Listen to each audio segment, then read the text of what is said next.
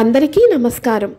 ఈ వీడియోలో నేను శూన్యమాసం అంటే ఏమిటి, ఏ మాసాలను మనం శూన్యమాసం అని అంటాము, ఈ శూన్యమాసంలో మనం చేయవలసిన చేయకూడని పనులు ఏమిటి, ఏదైనా చేయకూడని పనులు ఈ శూన్యమాసంలో చేస్తే ఎటువంటి వ్యతిరేక ఫలితాలు మనకి లభిస్తాయి, ఏ దైవ నామస్మరణ మనం ఈ శూన్యమాసంలో చెయ్యాలి అన్న పూర్తి వివరాలను ఈ వీడియో ద్వారా తెలుసుకుందాం।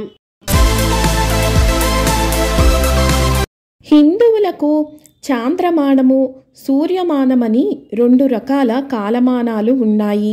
చంద్రుడి గమనాన్ని ఆధారంగా చేసుకొని చాంద్రమాన మాసాలు ఏర్పడతాయి। ఉదాహరణకు చైత్రము, వైశాఖము, జ్యేష్ఠము ఇలా 12 నెలలు ఉంటాయి। శుక్లపాడ్యమి మొదలుకొని అమావాస్య వరకు ఒక మాసముగా పరిగణిస్తారు। పూర్ణిమ రోజున చంద్రుడు ఏ నక్షత్రానికి దగ్గరగా ఉంటాడో ఆ నక్షత్రం పేరుతో ఆ మాసాన్ని పిలుస్తాము। ఉదాహరణకు చంద్రుడు పూర్ణిమ నాడు చిత్తా నక్షత్రం దగ్గర ఉంటే దానిని మనం చైత్రమాసము అంటాము। ఈ రకంగా పుష్యమాసానికి పౌర్ణమి రోజున పుష్యమి నక్షత్రం దగ్గర చంద్రుడు ఉంటాడు కాబట్టే ఈ మాసాన్ని మనం పుష్యమాసము, పౌష్యమాసము అని అంటాము। కొన్ని మాసాలనే మనం శూన్యమాసాలు అని ఎందుకు అంటాము? సూర్యుడు ప్రతి నెల ఒక రాశిలో ఉంటాడు।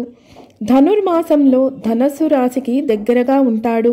అలాగే మేషం, వృషభం, మిథునం ఇలాంటి 12 రాసుల పేర్లతోటి 12 సూర్య మాసాల నెలలుగా ఉంటాయి। సూర్యుని చుట్టూ భూమి ఒక స్థిరమైన కక్షలో తిరుగుతూ ఉంటుంది। అందువల్ల సూర్యమాసం ఆధారంగా చేసుకొని తయారు చేసిన కాలమానం ఋతువులకు సమీప్యంగా ఉంటుంది। సూర్యమానం ప్రకారం, చంద్రమానం ప్రకారం కలిసి ఉండే కొన్ని మాసాలను శూన్యమాసాలు అంటారు। ఉదాహరణకు సూర్యమాసం ప్రకారం ధనుర్మాసం, చంద్రమానం ప్రకారం పుష్యమాసం కలిసి ఉన్న కొన్ని రోజులను శూన్యమాసం అంటారు। దానినే ధనుఃపుష్యమాసాన్ని శూన్యమాసం అని పిలుస్తారు।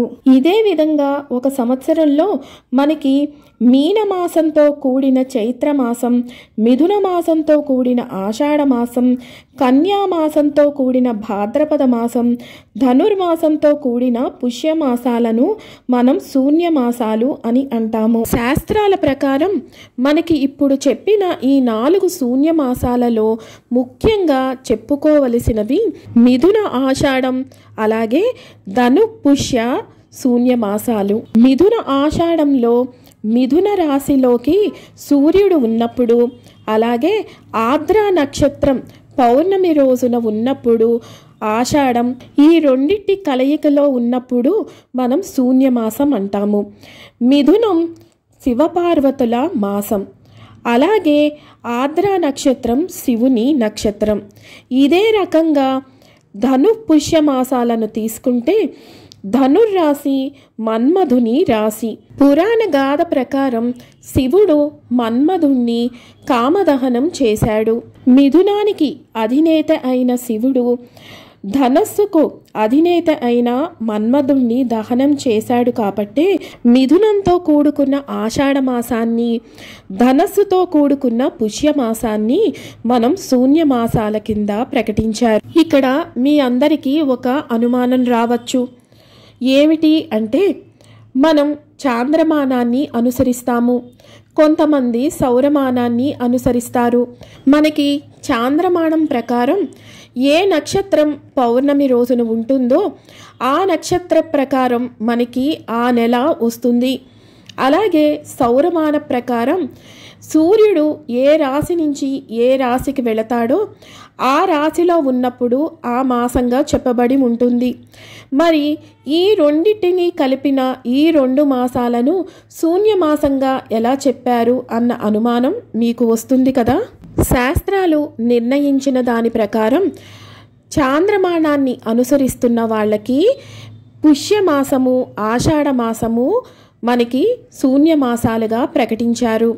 అలాగే సౌరమానాన్ని అనుసరిస్తున్న వాళ్ళకి మిథున రాశితో కూడిన మాసాన్ని, ధనస్సు రాశితో కూడిన మాసాన్ని వారు శూన్యమాసాలుగా ప్రకటించారు. కానీ కాలమానం ప్రకారం దానిలో కొన్ని మార్పులను చేర్పులను చేకూర్చి ఈ రెండిటి కలయికలు ఎప్పుడైతే వస్తున్నాయో వాటిని ముఖ్యమైన శూన్యమాసాలుగా ప్రకటించారు. అంటే ఇంగ్లీష్లో మీకు చెప్పాలి అంటే కోర్ పోర్షన్, అంటే ముఖ్యమైన శూన్య మాస రోజుల కింద ప్రకటించారు. అందుకే మనకి ధను పుష్యమి, మిథున ఆషాఢం కింద ప్రకటించారు. ఈ మాసంలో విసుగు మరియు ప్రతికూల యొక్క మాసంగా చెప్పారు.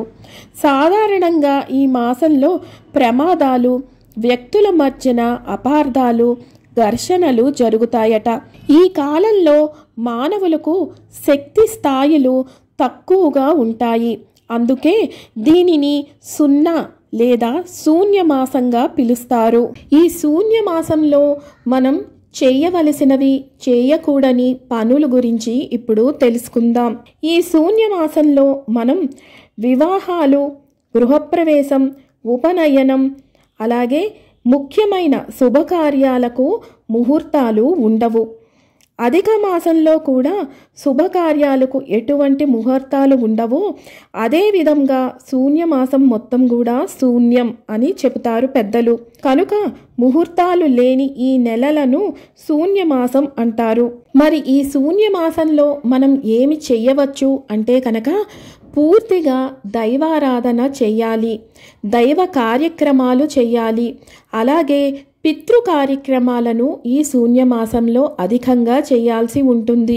ఈ 2 మాసాలలోనూ మైథనం భావాలు అంటే ఆ మన్మథ భావాలు పోయి దైవ సంబంధంలో కూడి ఉండాలి అని పెద్దలు నిర్ణయించారు.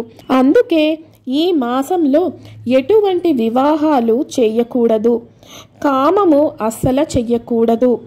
ముఖ్యంగా కొత్తగా పెళ్ళైన భార్యాభర్తలు కలవకూడదు అని పెద్దలు నిర్ణయించారు. అందుకే ఈ శూన్యమాసంలో శుభకార్యాలు చెయ్యకూడదు అని ఎలా నిర్ణయించారో కొత్త ప్రాజెక్టులు, కొత్త పనులు కూడా ప్రారంభించకూడదు అని పెద్దలు నిర్ణయించారు. అందుకే ఇలాంటి ప్రతికూలతను నివారించడానికి వీలైనంత వరకు మౌనాన్ని పాటించాలి. ఓం నమో భగవతే వాసుదేవాయ అనే నామాన్ని నిరంతరం జపిస్తూ ఉండాలి. విన్నారు కదా, శూన్యమాసం అంటే ఏమిటి, ఏ మాసాలను శూన్యమాసం అంటాము, అలాగే ఈ శూన్యమాసాల్లో మనం ఏ పనులు చెయ్యవచ్చు, ఏ పనులు చెయ్యకూడదు అన్న పూర్తి విషయాలను మరొక వీడియోతో మళ్ళీ మిమ్మల్ని అందరినీ కలుసుకుంటాను. సెలవు మరి. సర్వం ఈశ్వరార్పణమస్తు. స్వస్తి.